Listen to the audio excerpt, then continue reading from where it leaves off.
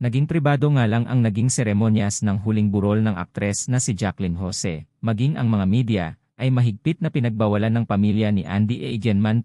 Pili lamang ang pinayagan na makadalo sa misa para kay Jacqueline. Kaninang umaga lang din dumating ang bunsong anak ni Jacqueline na si Gwen Gok, na ayon sa ating insider, ay hindi umano ito makapaniwala na abo na lamang ng kanyang nanay Jane na kanyang uwian dito sa Pilipinas. Ayon pa sa ating source ay iuwi umano ni Andy sa Siargao ang abo ng kanyang nanay Jane. Dahil sa ito umano ang matagal na niyang plano noon pa man, ngunit tanging si Jacqueline Jose lamang daw talaga ang ayaw pumayag dahil sa kagustuhan pa nitong magtrabaho. Samantala narito ang ilan lamang sa video clip ng naging kaganapan sa mismong misa ni Jacqueline Jose kaninang umaga. I dare you to fix me. I'm crossing the line again, falling on my knees. No stranger to pain, it's never ending, it's only something I can't forget. My heart won't let it rest, but you keep on forgiving.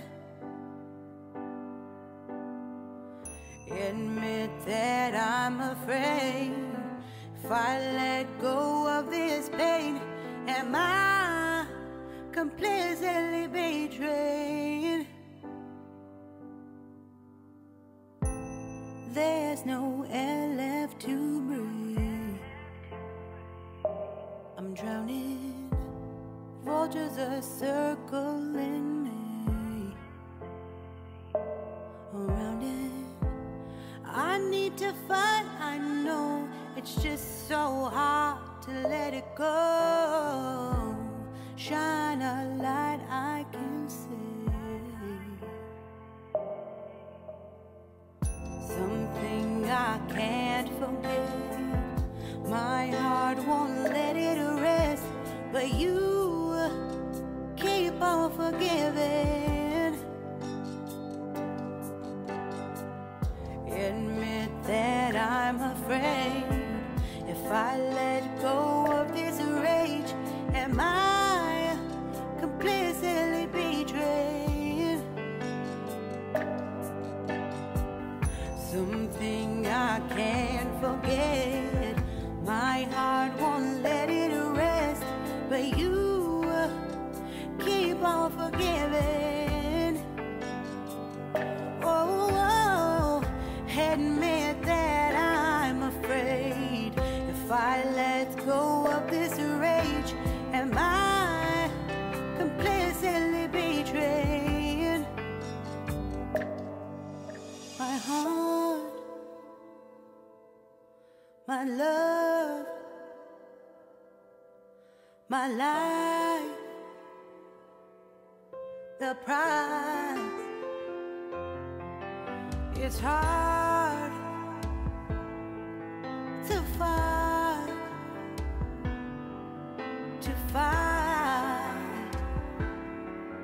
goodbye.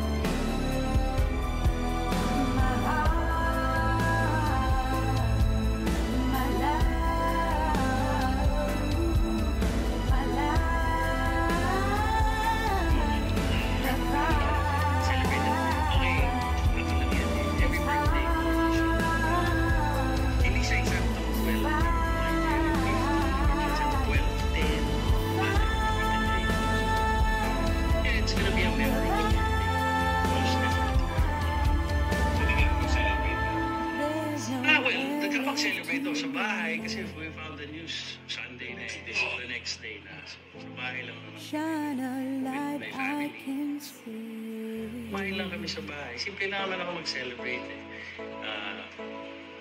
Okay na ako na binabati ako. Yun na yung nagpapataba ng puso. What keeps me going in life. Yung naalala ka nila. Kahit alam naman natin sa Viber, may reminder na birthday, di ba? Pero yung mga close mo na tao, yun yung mga inaabang ko lagi. So, yeah. Yun nga, isa sa mga inaabang ko si kay Tita Jane. Nakausap namin si Max at even si Tita May. Naikwento nila yung magandang relationship. At the mothers, friendly with one another, yung magkakapatid din. Yeah, my mom was supposed to be here, but nahiya siya pumunta mag-isa. So, sabi ko, sa matagalan. Yes. So, ano naman sila, they remain friends. Yes.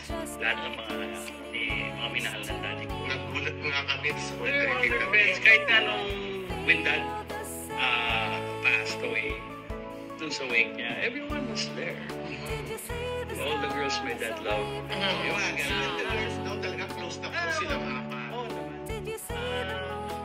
Which is good kasi kami naman magkakapatid. We never treated each other as half siblings eh. Ano kami talaga. Regardless kung sino mga nanay namin, we always treated ourselves. Basta isang tatay namin. Hindi na namin kailangan isipin na or napagtunan pa ng pansin na iba ang mga nanay na. Parang Yan ang maganda eh. Yung nakubuhay si Tita Jane, talagang alam na lahat na sobrang close kayo. Yeah, I'm sure naman yung most na naka-witness when Andy was growing up. Kasi di ba nung hindi na sila, naghiwalay sila ni Daddy. Away pa din. Alam na open ba kung ako yung tumatakas kay Andy. Ako yung umihiram kay Andy. So may family gathering ang mga higit na. So, I would step up and represent na hiramin ko si Andy. And Tita Jane knows about that. That's why yung closest namin with Tita Jane go back years. Para sa kanya, parang ako yung tumayo. Not that I was replacing my dad. No, big brother eh. Kuya eh. Pinaka-kuya. So, isa sa mga una kong sweldo sa nung nagsistart pa lang ako sa showbiz ay I took Andy to go shopping, bought her toys. Yung mga simpleng it might sound unfair to my other siblings, pero hindi naman kasi of course I had Ira. I mean, yung same kami ng mom. We were definitely, syempre close talaga kami. We grew up together. Tapos si Timmy and si Max, nung bata kami, we sleep dun sa bahay nila. Nung sila pa ni Tita May, close naman kami lahat, but mas nakapapansin ng iba kasi mas parang hands-on ako at overprotective kay Andy. Pero yun yan, it's because mas naging si Tita Jane kay Andy. Yung talagang yun ang makita mong single mom talaga. I'm not saying that dad wasn't supportive, but hindi sila okay yung mga panahon na yun eh. So I was the one who was shielding every negative na para hindi sila mag-away. Ako yung laging patangga nilang dalawa. Ako yung ako nung bahala dito. So, yeah, kaya maano ako sa, and Tita Jane would proudly say it out loud na she was very expressive about it na how much she loves me. Ganun din naman ako. Di ba sa mga press con nga minsan? I-mention ka talaga. Oo, so natutuwa naman ako because hindi ko naman ginagawa to kasi kailangan kong pa-impress kay hindi, it's innate. Pero Lahat naman magkakapatid ko. Pag may problema kayo, call mo. So, since nga ganon, paano mo inabsorb yung news? Who told you? Oh, Andy. I found out through Andy. It was I don't want to go into details, pero when Andy called me, yun nga, she was crying. So, yeah, the rest was history. I went straight to their house. So, yeah, that's how it went about. That's how everything happened. Sabi ko kaya, hindi kasi since she was in Siargao, sabi ko, mag-ano ka muna dyan, book a flight, earliest flight or whatever. Pero kung munang problema, huwag mo muna isipin. Kumalma. I'm sure everyone would probably start parang to call you, to ask questions kung ano nangyari talaga. Ano ka muna yung, that's why, natutuwa naman ako kasi si Filmar, is also there to help Andy cope up with habang hindi pa siya bumabiyahe. So, when I was getting all this information nung nandun na ako sa house ni Tito J, ako mismo hindi ako nakapag-update. Kasi I was processing also on how to tell Andy everything. It's a good thing my wife was there with me also. Siya din naman siya yung nagre-relay na ganito na nangyari, na may mga polis na, may mga forensic team na, mga pumasok. So, yun lang na tapos until unti-unti na we were gathering everyone's emotions hanggat sa nakausap ko na si Andy. So, yeah, and then the next morning I picked her up. We went straight here. Pero sa'yo ba, Gabi, meron parang premonition, katulad ng sinasabi nila. Ikaw ba meron siya? I wouldn't say premonition, but yun nga, every birthday, isa sa mga naabang kong bumati is kasi consistent consistent si Tito Jane. Pero it wasn't na parang ba't di ako binati? Hindi yung inano ko pa yung dinamdam ko pa na ba't di bumati or nagkaroon ako problem busy she loves working may taping talaga so yun lang iniisip ko na baka busy. So yun yung na-miss na bate? Yeah. Grabe yung yung bond nyo, no? Your birthday and yung death day. I don't wanna think it that I don't wanna think that way na nga. Siyempre, happy birthday nga. Pero parang siguro, that's yung parang hindi mo siya makakalimutan. Oo naman. I don't wanna look at it as a tragedy. Celebrating your birthday, tapos may susunod pa ka pang isi-celebrate na, or may iisip na, or death, diba? So, Pero Gabby, you're being... Yeah. Actually, may opportunity kami na magkita one time sa IKEA. Actually, wife ko ang nakita niya. Pero hindi ko ma-recall lang kung kailan kami last nagkita. Pero we've been texting each other, lalo na pag Christmas, New Year. So, ito lang, latter part lang ng siguro mga January ata yun, or February. Nakita sila ng wife ko sa IKEA. I was probably at the parking doon. Sinusundo ko na yung wife ko. Tapos sabi niya, si Tita Jane nandito. Basta may mga tinatry siyang isoling. Basta ito sa funny scene daw. So sabi ko na, sana bumaba ako. Pero nagte-textan kami. Naman kami. Batian kami. Yeah, yung Christmas, New Year. Tapos, last text was, I'll try to recall it, pero yan, patagal na rin kami hindi nagkikita ni Tita Jane. Kasi she's very busy and she loves to be busy. Yes. She loves working. Tuwan-tuwa siya. Binalita niya sa akin, nagtext siya sa akin na pumasok siya ng BQ. She was so happy. Basta, siyempre marami pang ibig sabihin sa mga text namin, marami pa siya sinabi doon. Hindi ko na sasabihin. Pero nakakatawa. Ano naman yan basta mga pag 11 p.m., nag-ring ang phone mo, ready ka na dapat. Dapat may tubig ka na, pwede ka magkaroon ng popcorn, kasi mahabang usapan niya. Makakauwi ba si Gwen?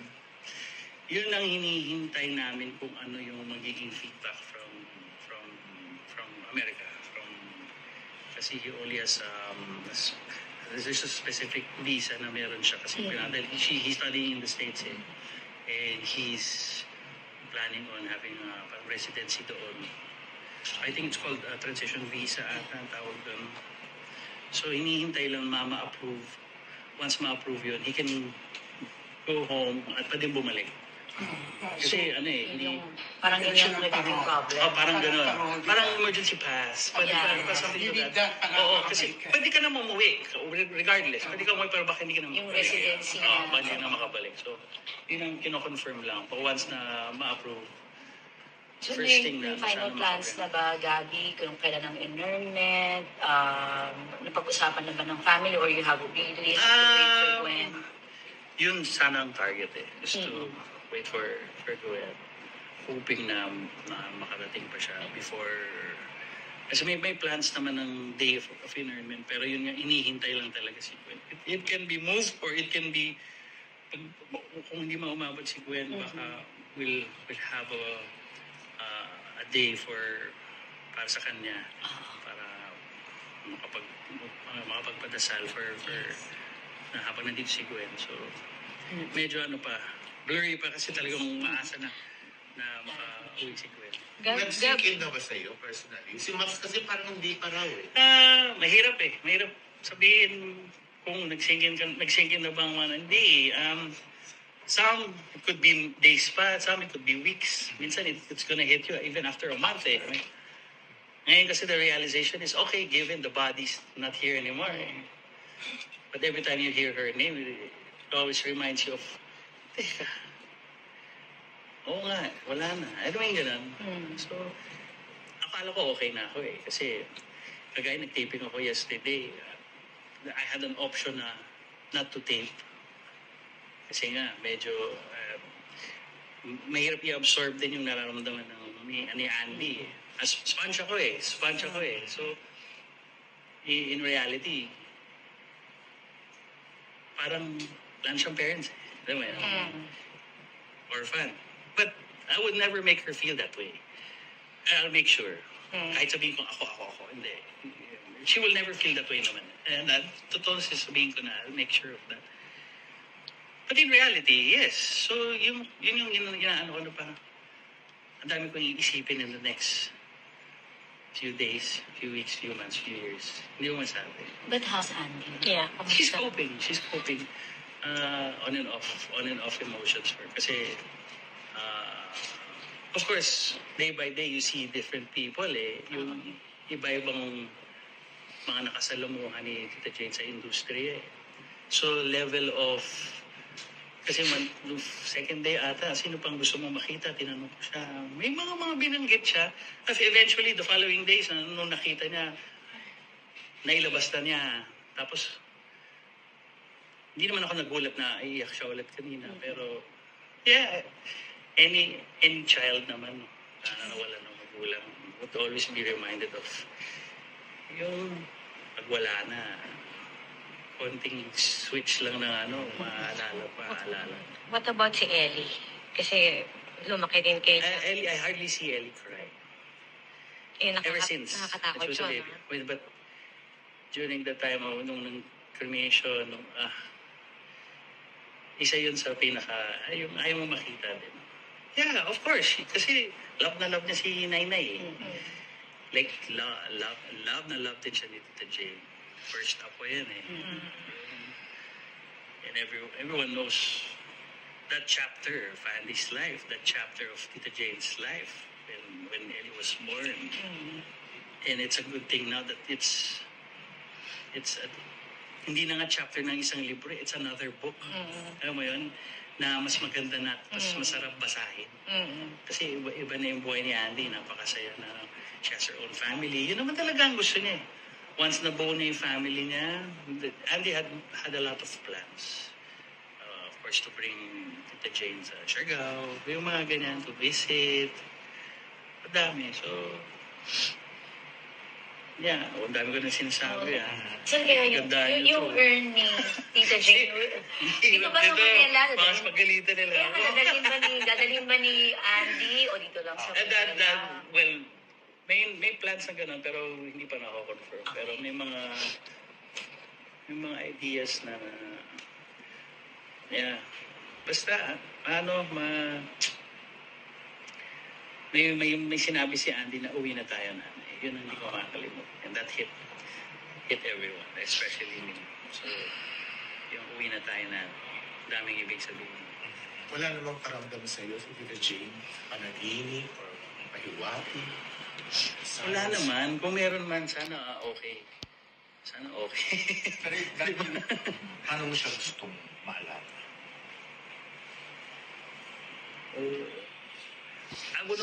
Hindi naman I would want to remember all her,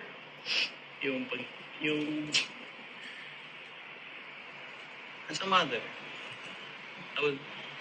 not because of her accolades and all that, given na hindi. Pero pwede mo kalimutan yun. Ang hindi mo makakalimutan is how she was as a mother. For me, it may not be 100% perfect, or it may not be yung lahat naman tayo, may ups and downs. Being a parent is really, really hard. Walang perfect na parent, walang perfect na... Hindi lahat ng decision making laging nasa tama. So yun ang mahirap. Kasi any parent would want na lahat ng mga anak nila paniwala sa kanila. Get mo? Yung makinig kayo sa lahat ng sasabihin ng magulang kasi lahat sila pinagdaanan na yan. Oo, totoo. But of course, for your children to be independent, they have to go through life on their own. And that's one of the sacrifices na ni Tita Jane is to try to hold on. Kahit maikli na lang yung tali. Alam mo yun? Yeah, it was hard kasi, of course, Andy wanted to have a life. Si Gwen also wanted to have a life. Hindi ba yun yung best gift na binigay ni Tita Jane?